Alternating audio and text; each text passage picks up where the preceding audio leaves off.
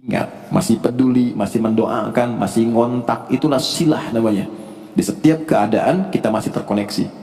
Keadaan kita yang terhubung dengan Allah, sehingga di setiap tempat kita diperhatikan, di pekerjaan kita dibimbing, di rumah tangga kita diiringi, sehingga semua berjalan mudah dan membahagiakan. Yang melatih kita untuk terkoneksi sehingga nggak putus dengan Allah, itulah yang disebut dengan sholat. Sehingga goal dari sholat itu adalah membangun konektivitas kita dengan Allah yang kuat. Itu yang dimaksud di Quran surah keempat An-Nisa di ayat 103. فَإِذَا قَضَيْتُمُ الصَّلَاةَ, maka jika anda telah tuntas mengerjakan sholat, فَاذْكُرُوا اللَّهَ.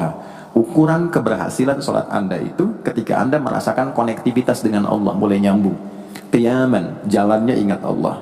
Sehingga kalau orang jalan, bekerja di apapun, saat dia ingat Allah, dia bisa memfungsikan tubuhnya sehingga tidak mengerjakan apa yang Allah tidak sukai. Gak akan mungkin Anda melihat sesuatu yang tidak Allah senangi dalam keadaan yang sama Anda ingat Allah. Gak akan mungkin melangkah pada tempat yang salah saat ingat Allah. Dan itu tidak mudah, karena banyak orang keluar masjid pun setelah selesai sholat masih tertukar sendal. Padahal kalau dia ingat Allah, gak mungkin itu terjadi. Itu pelajaran dasarnya. Wa qu'udan wa ala junubikum, baik itu duduk bahkan sampai berbaring, ada koneksi.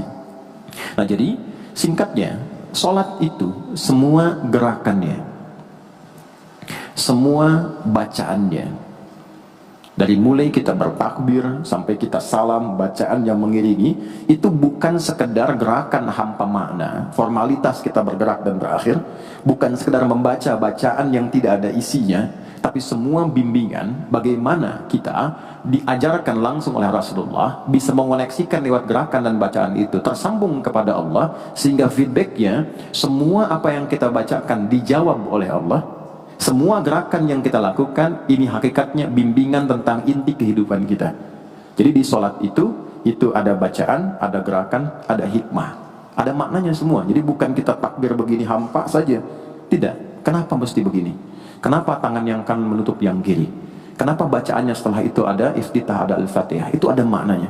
Dan dahsyatnya, semua profesi-profesi sahabat dan generasi setelahnya yang belajar dengan benar tentang sholat ini, itu semua merubah hidupnya jadi lebih sukses dari apapun yang mereka pilih dalam menjalani hidup.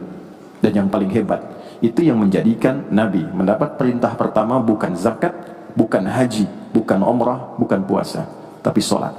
Dan perintahnya khusus, spesial, disampaikan dalam peristiwa Isra Mi'raj untuk memberikan pesan begitu tingginya nilai sholat ini untuk kehidupan manusia.